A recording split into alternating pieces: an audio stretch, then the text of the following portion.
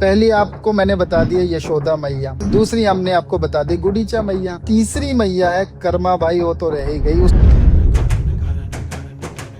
अगर आपने जगन्नाथ जी के पास देखा होगा तो वो बाहें फैला के ऐसे खड़े हैं कि आ जाओ मैं बस आप लोगों का ही।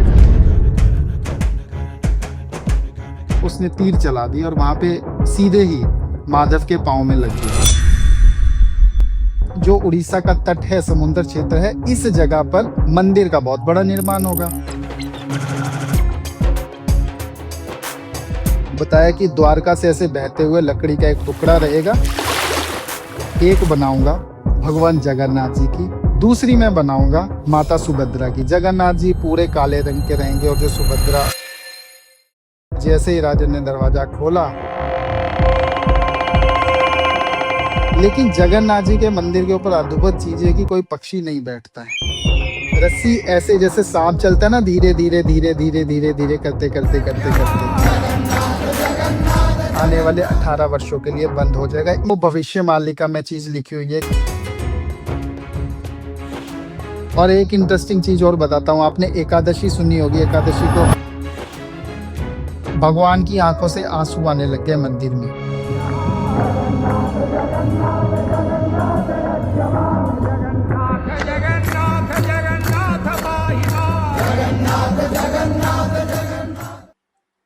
जय श्री महाकाल अरुण जी। राधे राधे, जय श्री महाकाल वेगेश जी। मैं आशा करता हूँ अच्छे होंगे आप। बिल्कुल बिल्कुल सर, आप कैसे हैं? जी मैं बहुत अच्छा हूँ। जय जगन्नाथ जी की। जय जगन्नाथ जी की। जी तो जी जय जगन्नाथ जी की हमने कह ही दिया है, तो एक बार जी मैं जी। सब लोगों को बता भी दूं।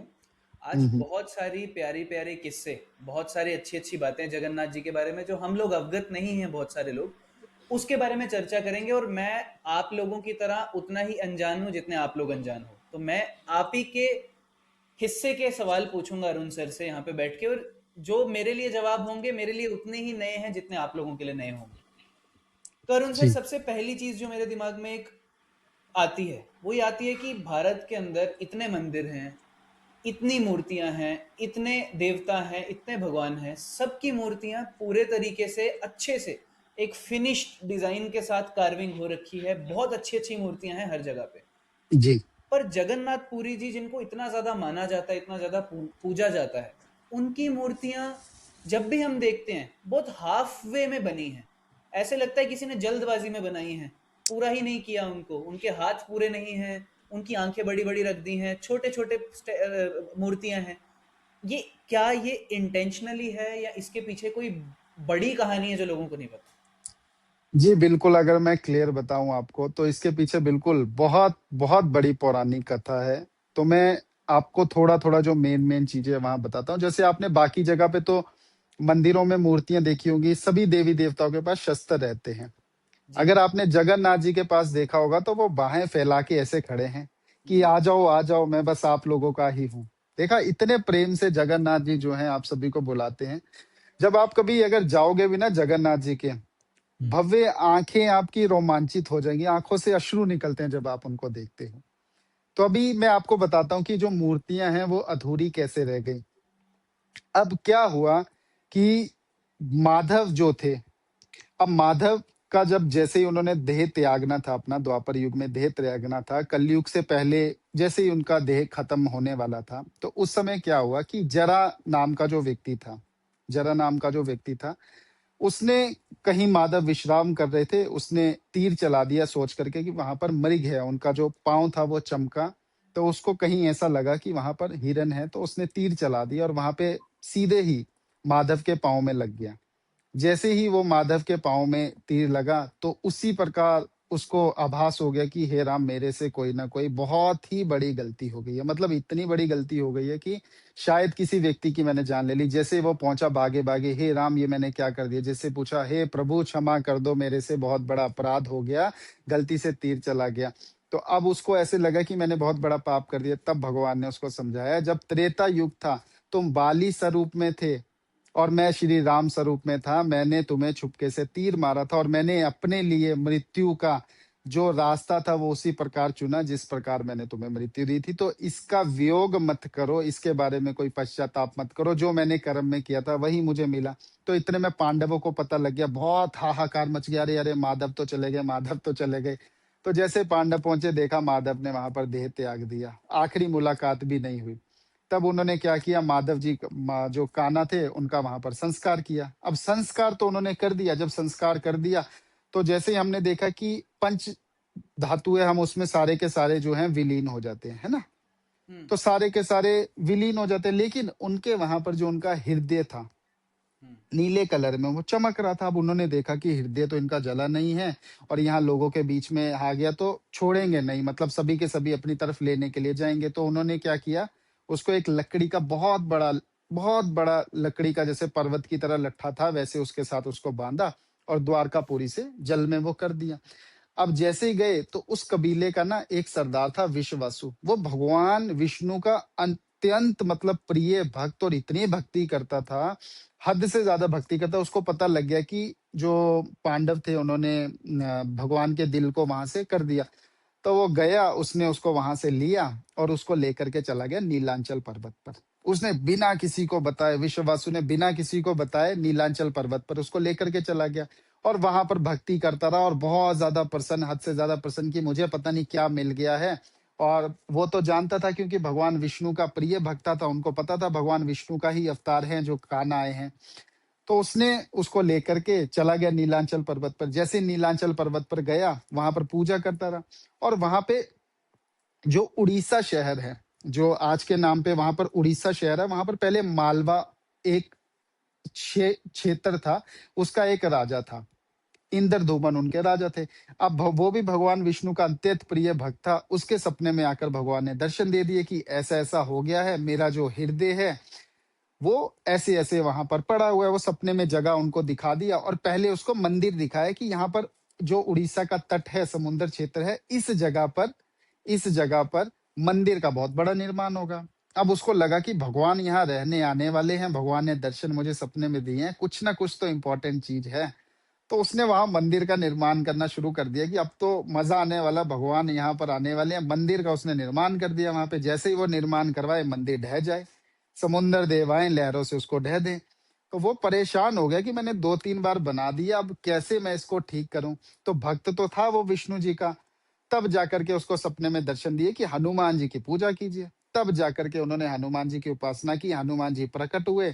तब उन्होंने हनुमान जी से विनती की, कृपया करके आप समुंदर देव के सामने खड़े हो जाइए और इनको यहाँ पर शांत कीजिए, मैं जाकर के मंदिर का निर्माण कराता हूँ। उन्होंने अब मंदिर का निर्माण करा दिया, मंदिर का निर्माण हो गया पूरा। जैसे ही मंदिर का निर्माण हुआ, वापिस जगन्नाथ जी उनके इंद्रधूमन के सपने में आए कि ऐसे ऐसे एक स्थान है नीलांचल पर्वत, वहां पर मेरा जो हृदय, जिसको संजीवनी बोलते हैं, सारे के सारे हृदय जो है वहां पर रखा हुआ है। तब उसको सपने में दिखा। अब उसको लगा कि मैं वहां पे कैसे लाऊं, कैसे पहुंचूं। उन्होंने सारे के सारे जो चित्रकार थे, जैसे ही सपने से उठे सुबह, सबको बुला लिया, मंत्री को इकट्ठा कर लिया कि ऐसा ऐसा स्केच बनाओ, आप सभी तैयार करो, ऐसी कोई जगह है पृथ्वी पर, मुझे बताओ कहाँ पर है ऐसी जगह। उन सब ने देखा, फिर उन्होंने ग्रंथ निकाले, उन्होंने बोला हाँ प्रभु ऐसी जगह तो है नीलांचल पर्वत। तो उन्होंने अपनी जो भी थी सारी की सारी सेना को वहां भेज दिया। अब सेना को भेज दिया।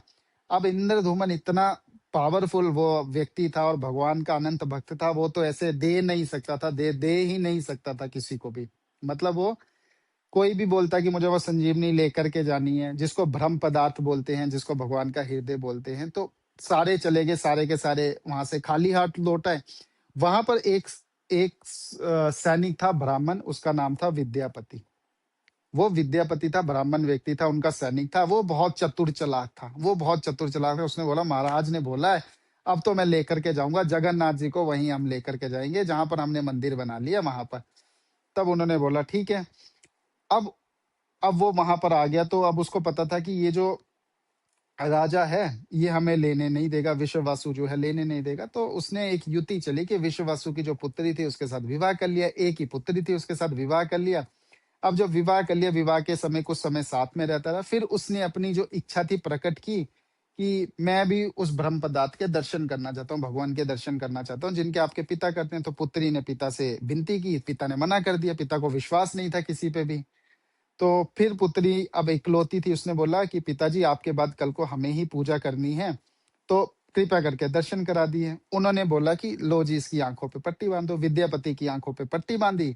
जैसे ही विद्यापति की आंखों पर पट्टी बांधी, अब विद्यापति ने बोला कि मुझे तो रास्ता याद नहीं रहेगा। वो बहुत बहुत तेज था, जिसको हम जो बोलते हैं जब हम माता लगाते हैं, वो उसने हाथ में ले लिए और जहां जहां वो चलता रहा थोड़े थोड़े थोड़े थोड़े करते हुए छोड़ता गया।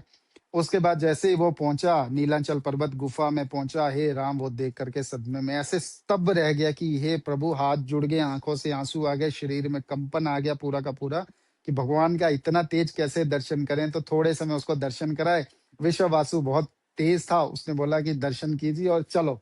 दर्शन करा के उसको ले गया। कुछ समय वो अपने राज्य में वापस चले गए। जैसे ही बरसात हुई, राजा को लेकर के आ गए, इंद्रधूमन को लेकर के आ गए कि इस मार्ग पे मैंने वो थोड़ी थोड़ी जो थी वो मैंने डाल दी थी और वहां पे देखा कि पौधे उग गए हैं, तो उन्होंने पहचान लिया कि पौधे आ गए हैं। उसके बाद जैसे ही गुफा में गए, उनको मिल गए ब्रह्म पदार्थ, उन्होंने उसको लिया, राजा ने अपने साथ लेकर के आ गए और बोला कि अब तो मंदिर में स्थापना होगी। मंदिर में उन्होंने स्थापना करवाई। जैसे ही उन्होंने मंदिर में स्थापना कराई, उसकी इतनी रोशनी थी कि कोई उसके दर्शन ही नहीं कर सकता था, कोई भी दर्शन नहीं कर सकता था। फिर वो परेशान हो गए। राजन ने भगवान को प्रार्थना की कि प्रभु कोई मार्ग दिखाएं हमें। राजन सो रहे थे, तभी निंद्रा में सपने में आए। बताया कि द्वारका से ऐसे बहते हुए लकड़ी का एक टुकड़ा रहेगा, वो तुम्हें वहां पर मिलेगा समुन्द्र के तट पर, और उसी से जो है मूर्तियां जो है वो बनेंगी।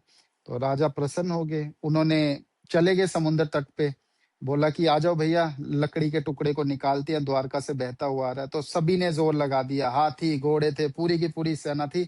2 दिन तक वहां फंसे रहे, पूरा जोर लगा दिया, निकले ही नहीं। उन्होंने बोला हे राम, ऐसा क्या कर दिया प्रभु ने कि निकल नहीं रहा। फिर राजा चिंतित हो गए। राजा बहुत भोले थे, बहुत भगवान के प्रिय भक्त थे, भगवान सुनते थे। तो इसलिए जो भी भोला भक्त रहता ना, परमात्मा हमेशा उनकी सुनते हैं। फिर उसको दर्शन दिए कि विश्व वासु के साथ धोखा किया हुआ है, उसको बिना बताए लेकर के आ गए, क्योंकि वो बिलखता रहा, पीछे से रोता रहा जब उसने देखा कि यहाँ से चोरी हो गई। उसको पता नहीं था कि कहाँ गया कहाँ नहीं। उसने बोला जाकर के उससे क्षमा मांगो। तो राजन स्वयं गया विश्ववासु के पास, हाथ जोड़ करके क्षमा मांगी। फिर उसको बताया पूरी कहानी की ऐसे ऐसे प्रभु मेरे सपने में आए और मुझे यहाँ पर इच्छा हुई, मैंने रास्ता गलत अपनाया, लेकिन मैंने मंदिर का निर्माण कर दिया। आपके बिना ये संभव नहीं है, कृपया करके आप वहां पर पधारे। तब विश्ववासु स्वयं आया। उस इतना भारी भरकम लकड़ी का वो टुकड़ा था, उसको स्वयं उठाकर जो मंदिर था उसके प्रांगण में रख दिया।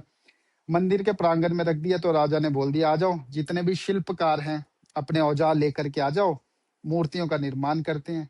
अब लगे रहे वो 2 3 4 दिन, 5 दिन, 6 दिन, 7 दिन, तो किसी से लकड़ी पे एक छोटा सा तिनका भी नहीं लगा, एक कील भी नहीं ठुकी। राजन फिर परेशान हो गया कि क्या करूं क्या करूं क्या करूं।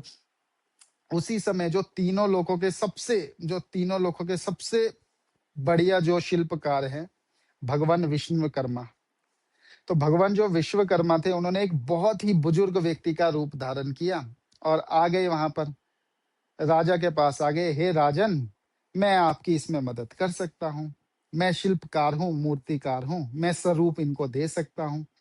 राजन ने बोला बहुत बहुत। राजन खुश हो गया कि कोई तो आया है मदद करने के लिए। तो राजा ने बोला ठीक है प्रभु, कैसी मूर्तियां रहेंगी। तो उन्होंने बोला कि इस जो लकड़ी का टुकड़ा, इससे मैं 3 मूर्तियां बनाऊंगा। एक बनाऊंगा भगवान जगन्नाथ जी की, दूसरी मैं बनाऊंगा माता सुभद्रा की। जगन्नाथ जी पूरे काले रंग के रहेंगे और जो सुभद्रा उनकी बहन है वो पीले रंग में रहेंगी। और जो बलदाव, जिसको बाल वज्र बोलते हैं, बलदाव बलराम जो थे भाई, उनको मैं सफेद रंग में बनाऊंगा। तो 3 मूर्तियां यहाँ रहेंगी। राजा बहुत प्रसन्न हो गया। राजा ने हाथ जोड़ लिए, पांव पकड़ लिए कि प्रभु बिल्कुल कर दो, बस आप बना दो। बस मंदिर मूर्तियों के बिना अधूरा है, ये मैं कहाँ रखूंगा जो मैं ब्रह्म पदार्थ लेकर के आया, उनका दिल लेकर के आया हूं। तो उसने बोला ठीक है। तो उसके बाद उन्होंने क्या किया, बोला कि राजन मेरी एक शर्त है, 21 दिन तक तुम इसके बीच में नहीं आओगे, कमरे के अंदर कुछ मेरे को कोई आवाज नहीं लगाएगा, कोई आएगा नहीं, ये मेरा वादा है। उसने राजन ने बोला ठीक है जी, कोई आपको परेशान नहीं करेगा, मैं भी नहीं आऊंगा। उसने बोला कि अगर कोई आए मैं उसी समय छोड़ के चला जाऊंगा। राजन ने बोला ठीक है। उसके बाद वो चले गए, विश्वकर्मा जी अंदर चले गए। 10 दिन तक तो आवाज अच्छे से आती रही। 11वें दिन से आवाज बंद हो गई, फिर 12वां दिन हो गया। अब रानी थी जो गुडीचा मौसी है, अब लेडीज को वो रहता ना कि आवाज नहीं आ रही, कुछ ना कुछ तो है, मतलब देखे अंदर जाके कि है क्या, मतलब कि बिल्कुल ही आवाज नहीं आ रही। तो भागी भागी गई राजन के पास, राजन 2 दिन हो गए, बिल्कुल आवाज नहीं आ रही, बिल्कुल आवाज नहीं आ रही है, और कहीं कुछ हो तो नहीं गया। राजन गया, राजा ने बहुत आवाज लगाई वहां पर, महाराज सुनिए, महाराज सुनिए, महाराज सुनिए, कोई नहीं, कोई आया ही नहीं बाहर। उसने बोला कि राजन डर गया, कहीं बुजुर्ग व्यक्ति था, कहीं मर ना गया हो मूर्तियां बनाते बनाते। उसके मन में ये आया, राजन के मन में, कि व्यक्ति मर ना गया हो, देह ना त्याग।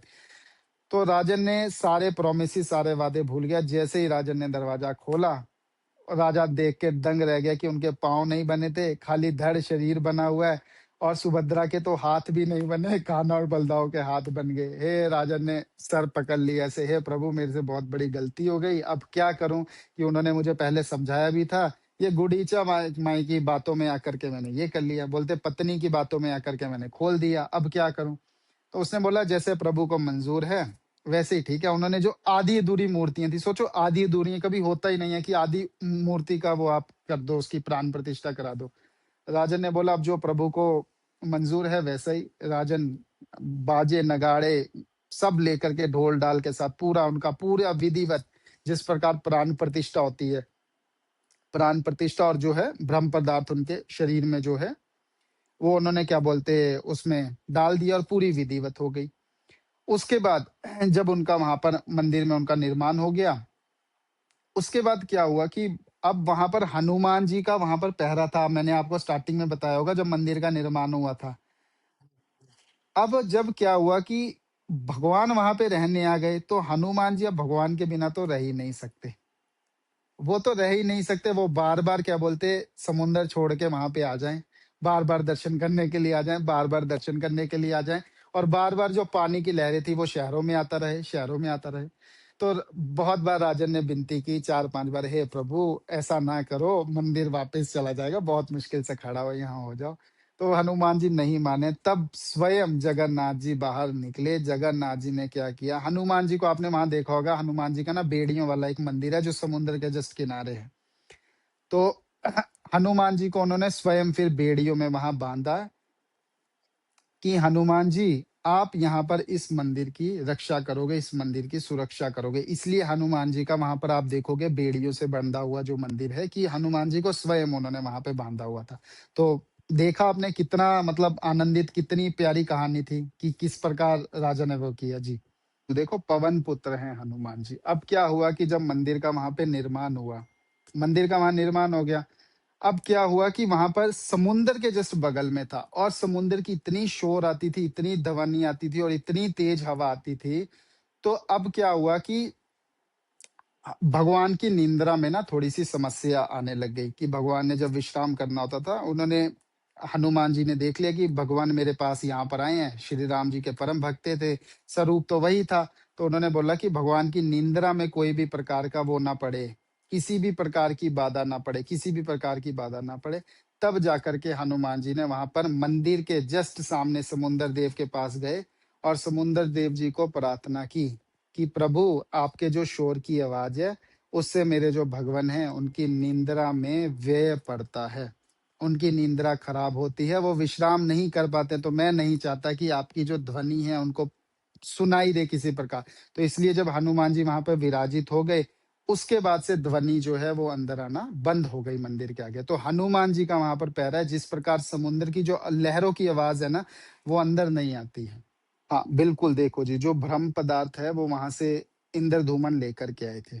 और हर 12 साल जो होते हैं ना, 12 से 14 साल जब मूर्ति हो जाती है, हर 12 से 14 साल में ये बदला जाता है। दोबारा नई मूर्तियां बनती हैं, उसी प्रकार उसी सामग्री से जो मूर्तियां हैं वो बनती हैं। और सबसे इंटरेस्टिंग चीज क्या है, जो साबर कबीला था, उसके जो आगे वंशज हैं, जो उसके आगे वंशज, और जो सबसे वृद्ध व्यक्ति होंगे, सबसे वृद्ध व्यक्ति, जो सबसे वृद्ध व्यक्ति हैं, बस वही उस पूरे प्रोसेस को करवाते हैं। उनकी आंखों में उस समय पट्टी बांध दी जाती है। जो साबर कबीला था ना, उसके आगे जो वंशज थे, उनमें से जो सबसे बुजुर्ग व्यक्ति रहेंगे, उनकी आंखों पे पट्टी बांध दी जाएगी और उस समय मंदिर की लाइटें बंद कर दी जाती हैं, पूरे शहर की लाइटें बंद कर दी जाती है और वापिस पूरी पूजा विधि से प्राण प्रतिष्ठा से उनके अंदर उसको वापिस से डाला जाता है। अब हमने भी अपनी आंखों से स्वयं देखा नहीं है, फील नहीं किया, बट शास्त्रों में जो चीजें बताई गई हैं, जो अनुभव से चीजें पता लगी हैं कि जब वो हाथ में आता है ना, पूरा हर व्यक्ति को आभास होता है। जो व्यक्ति वहां पर उसको बदलते हैं, हर व्यक्ति को उस ब्रह्म पदार्थ का वहां पे आभास होता है और वो कोई अपनी आंखों से देख नहीं सकता है। उसको बस उसी विधि से हर 12 साल में किया जाता है।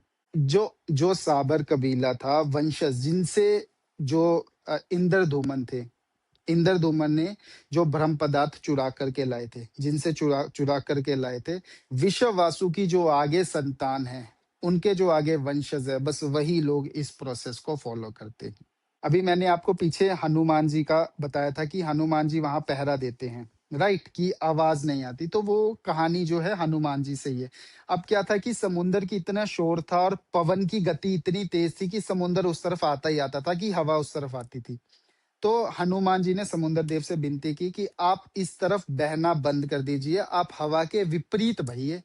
तो समुंदर ने बोल दिया, ये तो नीति के अगेंस्ट, ऐसा पॉसिबल ही नहीं है, क्योंकि जिस तरफ पवन बहेगी मैं उसी तरफ बहूंगा। तब उन्होंने बोला कि आप इसके लिए अपने पिता जो हैं वायुदेव, उनसे प्रार्थना कीजिए। तो बजरंग बली ने बोला, ठीक है। बजरंग बली जी पहुंच गए पिता के पास, हे पिता, अपने पुत्र के लिए इतनी सी तो बात मान लीजिए। तब वायुदेव ने बोला, नहीं, ऐसा नहीं हो सकता, मैं नियति के अगेंस्ट जा ही नहीं सकता हूँ, मैं इस तरफ बहता हूं तो मैं इसी तरफ बहूंगा। एक उपाय है, अगर तुम इसको रोक पाओ, अपनी गति को तेज कर दो। तब हनुमान जी ने मंदिर के चारों तरफ इतनी जोर से वायु की गति से इतनी तेज से वो घूमे, इतनी तेज से घूमे, वहां पर ऐसा चक्कर बन गया, वहां की हवा की गति इतनी वो हो गई कि मंदिर से जो झंडा है वो हमेशा विपरीत दिशा में ही आपको लहराता हुआ दिखाई देगा। इसलिए जब आप सिंह द्वार की बात कर रहे थे, वहां पे ना समुंदर की आवाज आती है, ना वहां से आपको हवा आती हुई दिखती है। वो हवा जो है मंदिर के विपरीत और दिशा में बहती है। हमारे देखो ना, शास्त्र बहुत पुराने हैं, यहाँ पर साइंटिस्ट लोग आते हैं, देख करके जाते हैं, वो खुद स्तब्ध रह जाते हैं, खुद स्तब्ध रह जाते हैं कि उसके जस्ट 2 किलोमीटर अब आगे आप मंदिर देखोगे, वो हवा की दशा में लहरा रहा है और जगन्नाथ जी का जो झंडा है वो विपरीत दिशा में लहरा रहा है। तो ये सब हनुमान जी ने किया। जब तक हनुमान जी वहां पर हैं, तब तक ऐसे ही होता रहेगा। जी देखिए क्या हुआ कि जब इंद्रधूमन थे, ठीक है, इंद्रधूमन ने क्या किया, जब मंदिर का निर्माण कर दिया, ठीक है, और उसके ऊपर एक सुदर्शन चक्र जो था भगवान जी का उन्होंने लगा दिया, ठीक है। उसके बाद उन्होंने जब उसके ऊपर झंडा लगाया, मंदिर के ऊपर उन्होंने झंडा लगाया, तो उसकी मान्यता ये थी कि जब इंद्रधूमन थे कि धरती पर अगर पाप बढ़ जाए या कोई व्यक्ति है जिसने इतने पाप कर लिए, अगर उसको मोक्ष की प्राप्ति करनी है, किस प्रकार की जाए। तो वहां पर बोला गया था कि जो भी मेरा ध्वज बदलते हुए देख लेगा, उसके आधे से ज्यादा पाप कर्म तो ऐसे ही नष्ट हो जाएंगे। इसीलिए वो जो मंदिर है, उस ध्वज की ऊर्जा और सुदर्शन चक्र की इतनी ऊर्जा है कि उसके आसपास उस आपने बहुत सारे मंदिर भी देखे होंगे, बहुत सारे मंदिर, हर व्यक्ति ने अपने जो मंदिर है वहां पर देखे होंगे, और मंदिरों के ऊपर ना बहुत सारे पक्षी देखे होंगे। हमेशा हर मंदिरों के ऊपर ना पक्षी बैठे ही बैठे रहते हैं, देखे हैं आपने। लेकिन जगन्नाथ जी के मंदिर के ऊपर अद्भुत चीज है कि कोई पक्षी नहीं बैठता है, कभी आपने देखा ही नहीं होगा बैठते हुए। क्यों? क्योंकि स्वयं जो गरुड़ जी हैं, जो पक्षियों के राजा हैं, वो ध्वज की भी रक्षा करते हैं, सुदर्शन की भी रक्षा करते हैं और मंदिर की भी रक्षा करते हैं। लेकिन ये भी कहा गया है, जो भविष्य मालिका है, कि जिस समय जब आपने ये अहमदाबाद वाला इंसिडेंट आपने देखा होगा, अहमदाबाद वाला इंसिडेंट देखा है, अभी जब वॉर चल रही है यूक्रेन वाली, आपने देखा है, हमेशा उस इंसिडेंट में उस मंदिर के ऊपर आकर के पक्षी बैठे हैं। जब जब आकर के वहां पक्षी बैठे हैं, देश के ऊपर कोई ना कोई भारी संकट आया ही आया। ये भविष्य मालिका में चीजें लिखी हुई थी पहले से जगन्नाथ जी का क्या था कि देखो, जो अपने चारों युग है, ये अपना कलयुग चल रहा है, सतयुग आ गया, त्रेता युग आ गया, द्वापर युग आ गया। अब सतयुग था, वहां पर भी विष्णु जी आ गए, त्रेता युग आ गया, रामचंद्र जी में आ गए, द्वापर आ गया, कान्हा में आ गए। जो कलयुग था, यहाँ पर भी कल की अवतार में उन्होंने आना था। अभी वो धरती पर हम सबके बीच में ही है। पूरी पृथ्वी पर ऐसा कोई मंदिर नहीं है जहां पर भगवान भक्तों के बीच में रहने को आते हैं। सोचो कितना प्यारा है जगन्नाथ जी का मतलब कि भगवान स्वयं भक्तों के बीच में रहने को आते हैं और उन्होंने स्वयं कहा था कि 4,32,000 जो कलयुग है उसकी आयु रहेगी जब पाप अंतिम चरण पे पहुंच जाएगा। आपने कलयुग देखा ना कि अभी से ही इतना पाप हो गया है कि आप समझो कि अभी 5 या 6,000 वर्ष ही बीते हैं। तो कहाँ से 4,25,000 का कहाँ से 4,29,000 निकाल लोगे? मतलब पाप अभी से बढ़ने लग गया हुआ है। तब भगवान ने कहा था कि जब पाप बढ़ेगा मैं कल की अवतार में आऊंगा। तो भगवान जी अभी भी वहां पर विराजमान हैं। जो लोग वहां पर जाते हैं वो अनुभव करो, वहां पर अनुभव जाकर के करो। तभी तो जब रथ यात्रा निकलती है कहाँ से आप सोच नहीं सकते हो कि कहाँ कहाँ से लोग आते हैं, कहाँ कहाँ से लोग आते हैं। और एक अद्भुत चीज आपको बताता हूँ, अभी पीछे कोविड आया था, वहां पर जब रथ यात्रा होती है ना, लाखों श्रद्धालु भक्त होते हैं वो रथ को खींचते हैं। वहां पर उस समय कोई सरकार का नियम नहीं, कोई कुछ नहीं, जो हर किसी के लिए ओपन। वहां पे हर धर्म का व्यक्ति जाता है, मुस्लिम व्यक्ति वहां पर जाते हैं, हिंदू व्यक्ति वहां पर जाते हैं, क्रिश्चियन, सिख, ईसाई, हर व्यक्ति वहां पर जाता है जब भगवान जगन्नाथ जी स्वयं आते हैं। और उस समय क्या होता है कि जब इनकी रथ यात्रा निकलती है, और आपको कोविड का टाइम पता है कि कोविड टाइम पे ना श्रद्धालु पहुंच नहीं पाए वहां पर। अब वहां के जो पंडे थे स्वयं बताते हैं, अपने आंखों देखा कि कंधे पे रस्सी को उठाने की जरूरत नहीं थी। रस्सी ऐसे जैसे सांप चलता है ना, धीरे धीरे धीरे धीरे धीरे धीरे करते करते करते करते ऐसे रस्सी चल रही थी। सोचो भगवान जगन्नाथ जी स्वयं उस रथ को चलाते हैं उस समय ऐसे। आप देखोगे, अगर न्यूज में देखोगे, कभी सामने जाके देखोगे, तो भगवान जब जगन्नाथ जी आते हैं ना, जब जाते हैं अपनी मौसी के घर में, नाचते कूदते फांदते, मतलब दो चार को तो अपने नीचे ले लेते हैं, दो चार को इधर ले लेते हैं पंडों को।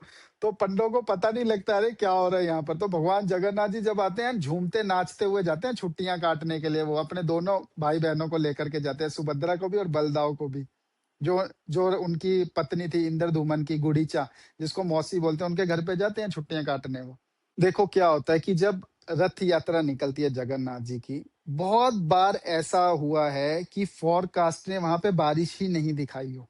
आप इस बार की देख लेना, जो अभी की रथ यात्रा हुई होगी, ये गारंटी है यहाँ पर, क्योंकि उसको स्वयं भगवान इंद्र देव, सभी जो भक्त जन आए होते हैं उनका स्वागत करते हैं जलधारा से। सोचो हर समय बारिश होती है। क्यों? फोरकास्ट जो आजकल के वो साइंटिस्ट बैठे हैं पूरा की नहीं पड़ेगी बारिश, कुछ नहीं होगी, वहां पर स्वयं इंद्र देव, जहाँ पे भगवान की शक्ति चलती है, वहां पे सब साइंटिस्ट, सब साइंस फेल हो जाती है। तो हर वर्ष जब भी भगवान जगन्नाथ जी की आषाढ़ महीने में शुक्ल पक्ष की द्वितीय तिथि को यात्रा निकलती है, उस समय बारिश जो होती है वो आती ही आती है, क्योंकि सभी देवतागण जो हैं, मतलब आज जो भक्तजन होते हैं ना, सोचो उनका स्वागत होता है उस समय। उनका स्वागत होता है, जैसे भक्तजन भगवान का स्वागत करते हैं ना, उस समय भगवान भक्तों के बीच में आदमी होते हैं, तो उनका स्वागत तो होगा ही लोगों का। सोचो कितनी आनंदित चीज है। अब देखो क्या था कि उनका ना, देखो भगवान का प्रेम देखो आप भक्त के प्रति। आप पहले समझो कि अगर हम बात भी कर रहे हैं यहाँ पर, कोई भी व्यक्ति आ जाएगा, वो भगवान के बारे में प्रेम से अगर करेगा ना, भगवान उसके सामने आ जाते हैं। तो क्या हुआ कि एक वासु नाम का उनका अत्यंत प्रिय भक्त था, मतलब उसने नियम बना रखा था, खाना बाद में खाएगा, भगवान के पास पहले जाएगा। तो उसने नियम बना रखा था। तो क्या हुआ, डेली प्रतिदिन वो नियम पूर्वक चलता रहा। तो एक समय होता है कि आयु बीतते बीतते व्यक्ति बुजुर्ग हो जाता है।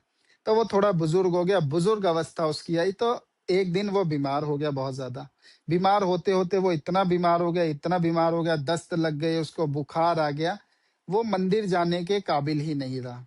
उसकी इतनी हेल्थ खराब हो गई कि उसने घर से ही हाथ जोड़ दिया कि प्रभु मैं नहीं आ पा रहा हूँ और मुझे बहुत दुख लग रहा है, आंखों से आंसू बह रहे हैं, क्योंकि जो भगवान के प्रेम में मोहित होता है उसको पागल ही बोलती है, पूरी दुनिया पागल बोलती है।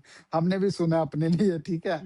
तो अब क्या हुआ कि वो बीमार थे, अब उसने प्रार्थना कर दी। तो सोचो भगवान स्वयं जगन्नाथ जी स्वरूप बदल करके, लाला का स्वरूप लेकर के, बालक स्वरूप में उसके पास आ गए और बोला कि महाराज आप बीमार हो, मैं आपकी सेवा करता हूँ, 2-4 दिन आप हष्ट पुष्ट हो जाएंगे।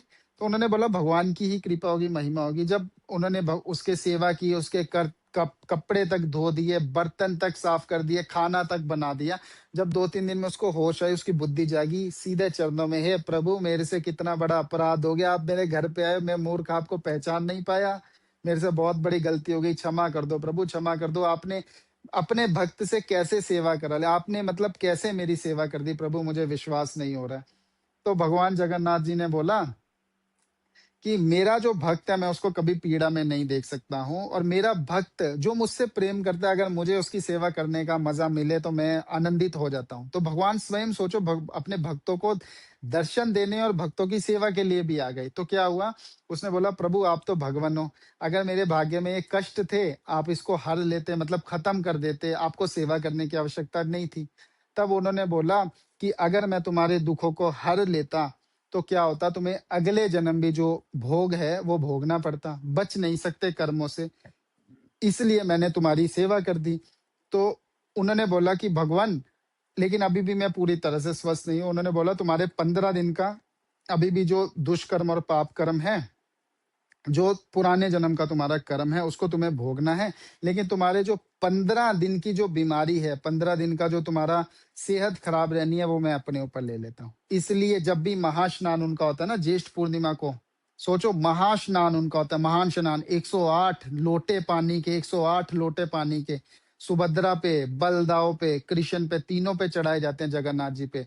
तो उसके बाद जब उनकी जो सेहत है वो थोड़े से बोला जाता है कि वो बीमार अवस्था में चले जाते हैं, उन्हें एकांतवास चाहिए, उस समय वो रेस्ट करते हैं 15 दिन के लिए। फिर शुक्ल पक्ष में गाजे बाजे नगाड़ों के साथ अपनी जो मौसी है, जिसको मौसी बोलते हैं, वो असल में जो है वो उनकी माता ही है, वो इंद्रधूमन की पत्नी थी। तो वो भी एक कहानी है, वो मैं आपको बताता हूँ, बहुत इंटरेस्टिंग है, बहुत मजा आएगा जो भक्तजन सुन रहे हैं ना। उनके घर पे जाते हैं वो छुट्टियां काटने, गाजे बाजे के साथ पूरे मजे में। तो क्या हुआ कि इंद्रधूमन उनकी सेवा, इतनी सेवा करते थे भगवान की, इतनी सेवा करते थे, इतनी सेवा कि भगवान ने बोला कि इंद्रधूमन मैं तुमसे इतना प्रसन्न हूं, तुम मांगो मेरे से क्या मांगते हो। अब इंद्रधूमन चिंता में पड़ गया और शक में, अरे ये माधव है, कृष्ण है, इनकी तो वो लीला है, मतलब चोरी चकारी करने वाली, ये कहीं मेरे को छोड़ने वाली चीज तो नहीं कर रहे माधव, कहीं आप मेरे को छोड़ने की बात तो नहीं कर रहे, कहीं मेरे से परेशान तो नहीं होगे, मेरे से कोई गलती तो नहीं होगी, मेरे पास प्रभु सब है, मुझे कुछ नहीं चाहिए। उन्होंने बोला नहीं इंद्रधूमन मैं तुम्हें छोड़ के कहीं नहीं जा रहा, लेकिन मैं तुमसे बहुत प्रसन्न हूँ, तुमने जो मांगना है मेरे से मांगो। तब इंद्रधूमन ने बोला कि प्रभु मैं जब अपने राज्य से निकलता हूँ तो लोग मुझे बोलते हैं कि ये वो राजा है जिसने जगन्नाथपुरी का निर्माण कराया है, और प्रभु वो जो शब्द मेरे कानों में पड़ते हैं मैं सुनने, सोचो कितना बड़ा भक्त होगा जो ये भी नहीं सुनना चाहता है कि मैंने परमात्मा का मंदिर बनाया। बोलता प्रभु मैं ये सुन नहीं सकता हूँ, ये आपकी लीला है, आपने बनाया, मैंने नहीं बनाया है। और कल को मैं ऐसा नहीं चाहता हूँ कि मेरी जो पीढ़ियां हैं या वो आकर के बोलें कि ये मंदिर हमारे पूर्वजों ने बनाया था। सोचो मतलब उसकी पीढ़ी नहीं है कि जो बोले कि मेरे पूर्वजों ने मंदिर बनाया था।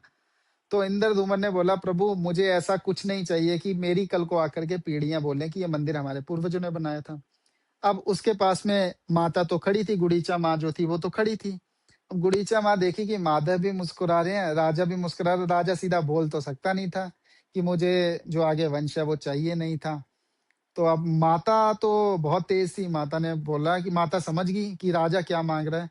उन्होंने हाथ बोले माधव इनकी तो आपने बात मान ली और आप भी यहाँ मुस्कुरा रहे हो, मेरा क्या होगा, मैं तो माता हूँ, मेरे अंदर तो प्रेम उमड़ रहा है, मैं क्या बिल्कुल। करूं, मैं कैसे रह सकती हूँ बच्चे के बिना, क्या कर सकती हूँ, ऐसा चीज मत कीजिए, ऐसा अपराध मत होने दीजिए।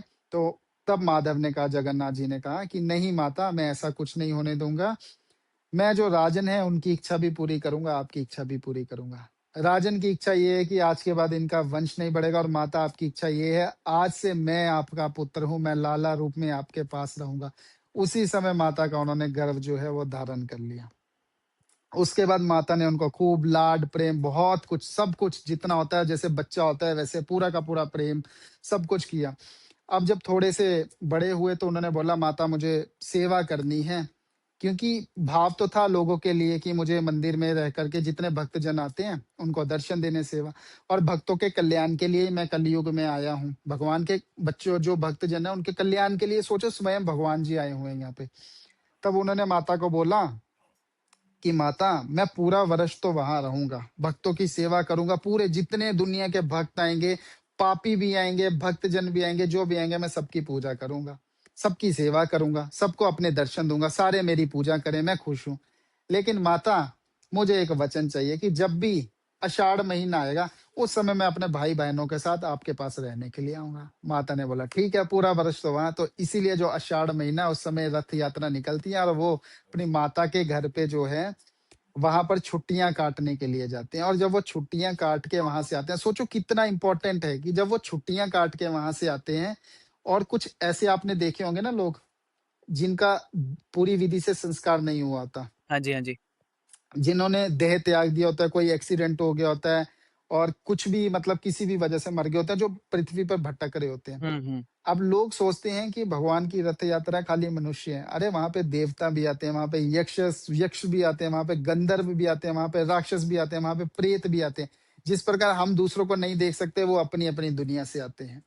उसके बाद वहां पे क्या होता है, आखिरी जब रथ यात्रा निकलती है, वहां पे अदरपान होता है। 3 बहुत बड़े-बड़े लोटे रखे होते हैं, उनका भोग रखा होता है, जो दुखियों क्या होता है, बोला ना जगन्नाथ जी का महाप्रसाद, जो व्यक्ति भी खाएगा, उसको वैकुंठ की प्राप्ति हो जाती है। और वहां का नियम है, अगर आप कभी गए, महाप्रसाद है वहां पर, तो अगर आप महाप्रसाद खत्म कभी होगा ही नहीं वहां पे, ना जा बचता है, ना बचता है, ना कम पड़ता है। अगर वहां पर क्या बोलते, आप किसी की प्लेट से भी आकर के खाओगे, कोई आपको मना नहीं कर सकता। महाप्रसाद का इतना बड़ा महत्व है। तो इसलिए फिर जो यक्ष गंधर्व राक्षस आते हैं ना, उनके लिए वो मटकों को फिर फैला दिया जाता है, और वो लोग भी उसको पान करते हैं। कोई दूसरा व्यक्ति उसको पान नहीं करता, और वो लोग भी वैकुंठ की प्राप्ति की जिनको नहीं हुई होती है, इनके इसलिए जिनके जो पितर हुए होते हैं या पितर दोष होता है या कहीं एक्सीडेंटली मर गए, उनको हमेशा भगवान की जगन्नाथ जी की जो रथ यात्रा होती है, वहां जाना बहुत ज्यादा जरूरी है। आपने ध्वज की मेंशन जब करा था, तो आपने कहा था कि जो भी ध्वज चेंज होते हुए देखता है, उसके सारे पाप नष्ट हो जाते हैं। जी। पर ये जो ध्वज है, मैंने ये भी सुन रखा है कि ये हर रोज़ बदलते हैं विदाउट हाँ, फेल। बिल्कुल। और इतनी ऊपर, इतनी ऊंचाई पे बिना रस्सियों के, बिना किसी एडवांस सिस्टम्स के हर रोज चढ़ते हैं, चाहे तूफान हो, आंधी हो, जो मर्जी हो। क्योंकि ऐसा बिल्कुल। कहा जाता है, ऐसी मान्यता है कि एक दिन भी अगर ना चेंज किया तो 18 साल के लिए मंदिर बंद करना पड़ जाएगा। ये क्या है, इसकी रीजन क्या है? यहाँ पर बिल्कुल बिल्कुल करेक्ट सुना है कि किसी दिन अगर पूजा ना हो या ध्वज चेंज ना हो, तो मंदिर जो है वो 18 वर्ष के लिए बंद हो जाएगा। अब क्या होता है कि जो भी वहां पर सिस्टम लगा हुआ है, वो पूरा पुराना एंशियन है, मतलब नया एडवांस तो है ही नहीं। और वहां के जो पंडे हैं, आपको क्या लगता है कि वहां के पंडे स्वयं जाकर के ध्वज चेंज करते हैं? वहां पर वायुपुत्र पवन देव वहां पर हमेशा रहते हैं। गरुड़ महाराज जो पक्षियों के देवता हैं, वो हमेशा वहां पर रहते हैं।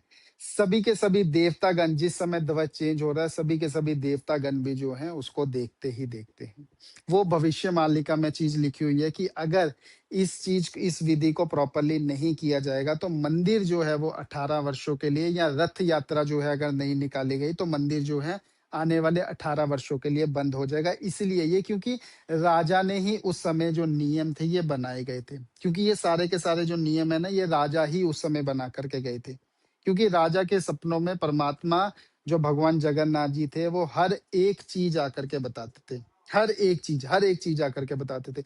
एक तो ये भी चीज मैं आपको बताता हूँ, वहां से जब आप दर्शन करके आते हो ना, चढ़ते समय आपको, जब उतरते हो तो वहां से तीसरी सीढ़ी आपको मिलेगी नीचे से, स्टार्टिंग से।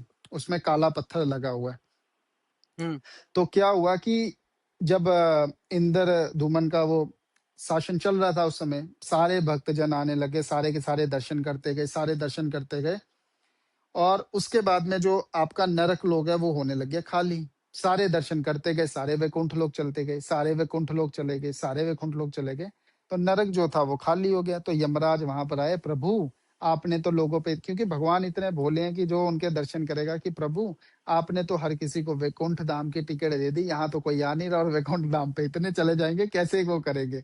तब उन्होंने बोला कि पृथ्वी के बैलेंस करने के लिए जो व्यक्ति उतरते हुए अगर तीसरी सीढ़ी पे पाँव ना रखेगा, वो वैकुंठ धाम होगा। और जिसका पाँव गलती से पड़ गया या कैसे भी पड़ गया, उसको ना चाहते हुए भी वहां पर जाना ही पड़ेगा वहां पर। मतलब अजब। कितने कितने इंटरेस्टिंग, कितनी जबरदस्त चीजें परमात्मा वहां पर कह करके जाते हैं, देखो। अजब लीला है। मतलब बिल मैं तो इसका 2% भी नहीं जानता था सर, आपसे बात करने से पहले। नहीं नहीं, बहुत सारे भक्तजन हैं जो नहीं जानते होंगे। जब वो सुनेंगे ये चीजें, तो उनको क्लियर होंगी कि कौन थे इंद्रधूमन, कितने बड़ा राजा, जिसके पास राजा था, परमात्मा उसके पास आ गए, सब छोड़ के बैठ गया, सब छोड़ के बैठ गया। और परमात्मा क्या है, हमको हर रोज, अगर आप लोग भी ये 12 दिन चलते हैं, ये 12 दिन जो इम्पोर्टेंट रहेंगे ना इस समय शुक्ल पक्ष के, कोई भी व्यक्ति इस समय अगर सिर्फ ओम नमो भगवते वासुदेवाय नमः मंत्र का जाप भी कर लेगा ना, आधे से ज्यादा कष्ट क्या, पूरे कष्ट ही भगवान यहाँ पे हर लेते हैं उसके। और एक इंटरेस्टिंग चीज और बताता हूँ, आपने एकादशी सुनी होगी, एकादशी को जी, चावल चावल नहीं खाते हैं, नहीं खाते। है ना, नहीं खाते हैं चावल। तो क्या हुआ कि एकादशी माता थी ना, वहां पे रहती थी भगवान के पास, जैसे भगवान जाते हैं दर्शन करने के लिए, तो एक दिन ब्रह्मा जी आ गए वहां पर। अब महाप्रसाद हो रहा था समाप्त, हुँ, महाप्रसाद बिल्कुल समाप्त, मतलब समझ लो कि थोड़े से वहां पे चावल रह गए थे महाप्रसाद में। और ब्रह्मा जी आ गए धरती लोक पे, आए, उन्होंने वहां पे महाप्रसाद में वो चावल चख लिए, कि दाल भी नहीं थी, कुछ भी नहीं था, बस चावल थे थोड़े से, वो चख लिए कि प्रभु का महाप्रसाद नसीब हुआ है, खा लो। और हमारे वाले यहाँ पे 4-4 थालियां लेकर के भी उनका पेट नहीं भरता। सोचो ब्रह्मा जी इतने से चावल जितने। हुँ, अब उन्होंने वहां पे क्या कर लिया कि तृप्ति वहां पर कर ली, जैसे ही चावल उन्होंने खाए, वहां से एकादशी माता आ गई वहां पर। तो एकादशी माई ने बोला कि ब्रह्मा जी आज तो एकादशी है, आपने तो चावल खा लिए, आज तो आपने चावल खा लिए। तो हुँ, अब तो आपको पाप लगेगा, क्योंकि एकादशी के चावलों में सारे के सारे जितने भी दुष्कर्म होते हैं वो सारे के सारे वहां जाके बैठ जाते हैं एकादशी के दिन। तब ब्रह्मा जी ने भगवान जगन, हे प्रभु ये क्या हो गया, ये क्या कर दिया मैंने, ये क्या हो गया, ये ऐसे बोलिए मैंने आपका महाप्रसाद खाया है और ये एकादशी ऐसे बोलिए। तब जगन्नाथ जी ने बोला, एकादशी आज से तुम्हारी यहाँ चलेगी नहीं, तुम मेरे मंदिर में उल्टी लटकी रहोगी। जो भी मेरा भक्तजन यहाँ पर आएगा, यहाँ से कोई भी चावल लेकर भी अगर वो एकादशी के दिन बना करके खाएगा, उसको एकादशी में चावल खाने का दोष लगेगा ही नहीं। समझो। हुँ, हुँ, हुँ। ये तो एकदम अप्रतिम सुप्रीम पावर है, मतलब ये तो हमारी सोच से परे हैं ये बातें। जी जी जी जी जी जी, बिल्कुल बिल्कुल। अच्छा, ठीक आपने है ये सर। सुना होगा कि भगवान जी जो हैं उनकी 3 माताएं हैं। जी, ये आपने जरूर सुना होगा। जी। पहली आपको मैंने बता दी है यशोदा मैया। हुँ, दूसरी हमने आपको बता दी गुडीचा मैया। हुँ, उसके बाद जो तीसरी मैया है कर्मा बाई, वो तो रह ही गई, उसकी तो आपने सुनी नहीं, अगर भक्तजनों ने वो जाना ही नहीं तो फिर क्या है। हुँ, अब कर्मा माई कौन थी? कर्मा माई पहले राजस्थान क्षेत्र से, राजस्थान है ना जहाँ पे क्षेत्र है, अभी राजस्थान बन गया है, जी। जी, जी। वहां वहां से थी। तो उसके घर पे ना नियम था कि ठाकुर जी की पूजा करके ही भोजन खाना है। जैसे आजकल सभी लड्डू गोपाल अपने घर पे लेकर के आते हैं, और जिनको प्रेम होगा वो, तो उनके घर पे डेली भोग लगता था, और वो भगवान जो है, मतलब भोग लगवा के जैसे खाते हैं कि भगवान घंटी बजा दी और खा लेते थे फिर। तो अब एक दिन उसके माता पिता बाहर गए घूमने के लिए, यात्रा पे गए, कहीं तीर्थ यात्रा पे गए। उन्होंने बोला, बच्ची कर्मा क्या करना है, भगवान को पहले ठाकुर जी को भोग कराना है, उसके बाद भोजन करना, नहीं तो भोजन नहीं करना। तो अब क्या हुआ कि कर्मा जो बाई थी, तो उसने रख दिया, खिचड़ी बनाई, मस्त बाजरे की खिचड़ी बनाई, बाजरे की खिचड़ी में थोड़े से घी डाला, ऊपर से गुड़ डाला, और एन मस्त सुगंधित, एन धुआं आ रहा, मस्त मस्त मजा, भगवान के सामने रख दिया। अब रख दिया, उसने घंटी बजाई, ठाकुर जी आओ खाओ, ठाकुर जी आओ खाओ। फिर चले गई बाहर अपने कपड़े कुपड़े धोके काम करके। अरे ठाकुर जी आप तो आए नहीं, मुझे शायद बुलाने में वो होगी, ठाकुर जी आओ बैठो। बैठी रही, सुबह से शाम हो गई, ठाकुर जी आए नहीं, ठाकुर जी आए नहीं। शाम को बेचारी भूखी थी। अब प्रेम उसका बहुत था, सोचो भगवान कितने, मतलब प्रेम के प्रति कितने आसक्त हैं कि कोई भक्त बुलाए प्रेम से और भगवान ना आए। तो उन्होंने क्या किया, रोने लग गई बेचारी। तो भगवान ने उसको दर्शन दे दिए कि तो बोलती कि ठाकुर जी आप आए क्यों नहीं, मुझे कब से मैं इंतजार कर रही हूँ। तो वो बोलते कि तुम ना मेरा खिचड़ी रख दो, और आगे सामने जैसे ये पर्दा है, पर्दा कर दो, और मैं भोजन खा लूंगा। उसने बोला, इतना बोला था मैं सुबह कर देती। तो उन्होंने बोला, आपसे ऐसे ही करना है। तो उसने बोला ठीक है। उसने एन वो बनाई, खिचड़ी रखी, कपड़ा दिया, भगवान खा गए, ठप ठप ठप ठप ठप प्लेट खा ली। वो बड़ी खुश हुई, फिर उसने भी खाया। अब रोज वो ऐसे करे, भोजन रखे, ऐसे पर्दा आगे कर दे, और भगवान रोज खा ले। 5-6 दिन के बाद उसके माता पिता घर पे आए और देखा कि डब्बे में से, जैसे पुराने स्टील के डब्बे होते हैं, मिट्टी के बर्तन होते थे, उसमें ना गुड़ खत्म, मतलब गुड़ वगैरह हम लोग रखते थे जो गाँव। तो उसने देखा कि गुड़ तो खत्म हो गया, बाजरा भी खत्म हो रहा है, घी भी खत्म हो रहा है। उसने बोला, बेटी ये सामान कैसे खा? बोलती, माताजी आपके ठाकुर जी इतना खाते हैं, पेट ही नहीं भरता है, 2-2 बार देनी पड़ती है। उसने बोला, झूठ बोल रही है, हमको बेवकूफ बना रही है, झूठ बोल रही है। तो उन्होंने पिता ने बोला नहीं तुम झूठ बोल रही हो, झूठ मत बोलो। उसने बोला पिताजी यकीन नहीं तो कल खा लेना, कल देख लेना आप, जब भगवान जी सुबह खाएंगे कल देख लेना। उसने बोला ठीक है। जब उसने भोग लगाया वो चुपके दोनों जने देखे, उसने ऐसे किया और उन्होंने देखा पर्दे के अंदर से खिचड़ी गायब होगी। वो ऐसे सदमे में चले गए कि क्या हुआ। वो अपनी बेटी के आगे झुक गए कि हमने तुमको गलत समझा, तुम्हारी वजह से हमको ठाकुर जी के दर्शन प्राप्त हुए, ठाकुर जी के बिना तो कुछ है ही नहीं। उसके बाद जो कर्मा भाई थी वो करते करते जब जगन्नाथ जी का वो बना, वो आ गई उधर क्या बोलते हैं उड़ीसा के क्षेत्र में। ठीक है।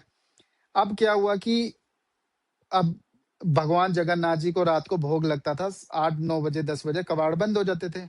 अब उसको भगवान से इतना प्रेम था, उसने बोला कि अब सुबह भगवान को भोग लगता है 9-10 बजे, तो भगवान जो है वो भूखे रहते हैं। मेरे जो लल्ला है उसने ना, अब बुजुर्ग भी होगी थी थोड़ी, बिना नहाए धोए खिचड़ी बनानी, उसको उसके लिए खिचड़ी सजानी, और उसने वो लल्ला छोटे रूप में आ जाना आराम से ठम ठम ठम ठम करते हुए, जैसे बेड़ियां पायले पहनी होती है ना, जैसे कान्हा ने पगड़ी पहनी हुई है, छोटा सा बालक ठन ठन करके आ रहा है, तो उसने उनके पास आ जाना, खिचड़ी खानी और डेली खिचड़ी खा के चले जाना। एक दिन क्या हुआ, वो खिचड़ी बना रहे थे, वहां से एक साधु सुबह सुबह निकल रहा था। तो साधु जो था वो सुबह सुबह निकल रहा था, जैसे ही साधु वहां से जा रहा था तब उन्होंने साधु महाराज ने देखा, मैया तुम क्या कर रही हो? उसने बोला कि भगवान के लिए मैं भोग प्रसाद तैयार कर रही हूँ। उसने बोला आ, नियम नहीं है क्या कोई, बिना स्नान किए भगवान के लिए भोजन नहीं बनाया जाता है, भगवान उसको अर्पित नहीं करते हैं, शास्त्रों में नियम है कि नहा के ही भोजन बनाना है। तो कर्मा भाई ने बोला ठीक है। तो अगले दिन से उसने, लल्ला आया, लल्ले को खाना खिलाया, लल्ले को बोला कल से थोड़ी देर हो जाएगी। लल्ला चुप रहा, सुनता रहा, लल्ले समझ तो गया था अंदर से क्या है। तो उसके बाद उसने मतलब आई और नहा के आई और बाल गीले, क्योंकि बुजुर्ग थी और वहां खीर बना रही और लल्ला बेचारा बैठा हुआ है थोड़ा ढीला मुंह करके, और उसको धीरे धीरे, और लल्ला बोले माता भूख लगी है, जल्दी दो जल्दी दो जल्दी दो, खिचड़ी दो, माता बनाए लेट हो जाए। तो वो उसको क्या बोलते, खिचड़ी खाई और चला गया। अब खिचड़ी खाई, अब मंदिर में सोचो भगवान के यहाँ ना वो लग गए, खिचड़ी लग गई, ताजी ताजी खिचड़ी। सुबह पंडे ने दरवाजे खोले, उसने राजा को बताया महाराज जगन्नाथ जी के यहाँ पर वो लग गई है, खिचड़ी लग गई है, ये वो लगी भी ताजी ताजी, ऐसा कैसे हो सकता है, भगवान कहीं जाते तो नहीं है। उन्होंने बोला कि आज मैं पूरी सेना खड़ी करूंगा, देखता हूँ कहाँ जाते हैं। पूरी सेना खड़ी कर दी, कबाड़ बंद कर दिए। अगले दिन फिर भाग गए, अगले दिन सुबह जाकर के, क्योंकि डेली खाते थे, नियम चला हुआ था उनका कि सुबह सुबह उन्होंने खानी है, उसके हाथ की खिचड़ी खानी। तो वापस उसकी जो खिचड़ी है वो खिचड़ी खा के, मतलब क्योंकि लेट बना रही थी अब वो, तो भगवान को भूख भी लगती थी, खाते खाते आ गए, खाते खाते आ गए। तो राजन फिर सदमे में चले गए कि भगवान ऐसा कैसे हो सकता है, मैंने पूरी सेना लगाई, आपके मुंह पे आज फिर खिचड़ी लगी हुई है। उन्होंने बोला कि हमसे कोई गलती हुई है तो बताओ, कुछ बताना चाहते तो बताओ। उन्होंने फिर राजन के सपने में दर्शन दिए कि ऐसे ऐसे मेरी माई है, कर्मा माई उसका नाम है, क्योंकि राजन ने पूरा शहर ढूंढ दिया कि भगवान जाते कहाँ हैं, किसके घर पे जाते हैं, कौन ऐसा परम भक्त आ गया, कौन ऐसा भाग्यशाली है जिसके घर पे जाकर के भगवान भोजन ग्रहण कर रहे हैं। तब जाकर के वो क्या बोलते, दर्शन दिए कि ऐसे ऐसे मेरी कर्मा माई है, उसके घर पे क्या बोलते मैं भोजन करने जाता हूँ। लेके एक साधु आया, साधु ने उसको वो बोल दिया कि नियम पूर्वक लेट बनाओ तो मेरे को बहुत भूख लगती है। तो राजा चिंतित हो गया, राजा अपने मंत्रियों के साथ गया, अगले दिन देखने के लिए गए और वहां देखे, वहां वो क्या बोलते लल्ले को भोजन, उधर क्या बोलते वो भोजन करा रही है उधर और बना रही है। इतने में वो साधु भी उधर से गुजरता है और साधु राजन को बोलता है कि देखो कैसी मूर्ख थी, मैंने इसका नियम ठीक किया है कि ये बिना नहाए धोए खिचड़ी बनाती थी और मैंने इसको बोला नियम पूर्वक कर, अब ठीक है। तो राजन ने बोला जिसको तुम बोल रहे हो ना, स्वयं जगन्नाथ जी उसके आगे हाथों से आकर के भोजन करते हैं, तुमने उसको बोल दिया, तुम्हारे चक्कर में भगवान जी भूखे रहते हैं और जब हम कबाट खोलते हैं उस समय उनके मुंह पे खिचड़ी लगी होती है, ऐसे लगता है कि ताजी ताजी खिचड़ी खा के अभी आए हुए हैं। तब जाकर के वो साधु भी माता के चरणों में गिर गया, माता से माफी लग गया मांगने की, माई मेरे से बहुत बड़ी गलती होगी, बहुत बड़ा अपराध हो गया, मुझे क्षमा कर दो, इस चीज का मुझे नहीं पता था। तब माता ने कुछ नहीं बोला, बोला कि प्रभु बहुत अच्छा है। तो उन्होंने भी फिर उसके जो है लल्ला के दर्शन वहां पे किए। तो एक समय क्या हुआ, कुछ समय बीत गया और एक दिन क्या हुआ कि भगवान की आंखों से आंसू आने लग गए मंदिर में। भगवान जगन्नाथ जी रो रहे थे, बहुत रो रहे थे, आंसू आने लग गए। सारे पंडे विचलित हो गए कि भगवान रो क्यों रहे हैं। और उसके बाद राजा को भी सपने में दर्शन दे दिए कि मतलब रो रहे हैं, रो रहे हैं बहुत, जैसे छोटा बच्चा रोता है वैसे रो रहे हैं। तो राजन परेशान हो गया कि भगवान क्यों रो रहे हैं, तो उसने फिर विनती की कि प्रभु मुझे बताएं कि ऐसा क्या हो गया। तब उन्होंने आकर बताया कि मेरी जो कर्मा माई थी वो अभी दुनिया से चले गई है, और अब मेरे लिए खिचड़ी कौन बनाएगा, मेरी माता चले गई है, ये हो गया है, जैसे छोटा बच्चा रोता है। हम्म। तब तब राजा ने उनको क्या बोलते हैं, भगवान के वहां गया और भगवान को बोला कि आज से आपके जो 56 भोग हैं, 56 भोग से पहले आपको जो है खिचड़ी का भोग लगाया जाएगा, ताकि आपको आपकी जो माता है कर्मा भाई उसकी कभी भी कमी महसूस नहीं हो। तब से लेकर के आज तक जब भी 56 भोग लगते हैं उससे पहले भगवान जगन्नाथ जी को खिचड़ी का भोग लगता है।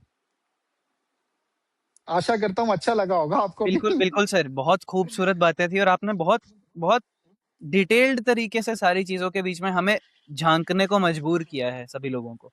मैं जी आशा जी जी करता हूँ कि सभी लोगों को ये बातें समझ में आई होंगी और उससे भी बड़ी बात है, इन बातों का आज के दौर में क्या महत्व है ये जी समझ में जी आया होगा। और जगन्नाथ पुरी जो आज के दिन सिर्फ माथा टेकने जाते थे, उसकी पौराणिक कथाओं के बारे में नहीं पता था क्या था, अब लोग और श्रद्धा के साथ जाएंगे जब ये सारी बातों का उनके दिमाग में कहीं पे ये बातें बैठी होंगी। तो जी, मुझे लगता बिल्कुल है बिल्कुल। ये बातें कभी खत्म होंगी नहीं, ऐसी आपके पास और स्टोरीज होंगी। आप जी जिस जी तरह से बता रहे हैं, तो हम कोशिश करेंगे अपने आगे वाले एपिसोड्स में इसे कवर करने की कोशिश करेंगे। जी जी जी जी धन्यवाद अरुण सर, बहुत-बहुत इस खूबसूरत व्याख्या कहूँगा, ये जो आपने जिस तरह से इसे व्यक्त किया है, सारी चीज़ों को जगन्नाथ पुरी के रिलेटेड। जी। तो यस, जय श्री राम, जय जय महाकाल आप सभी लोगों को, जय जय महाकाल अरुण सर।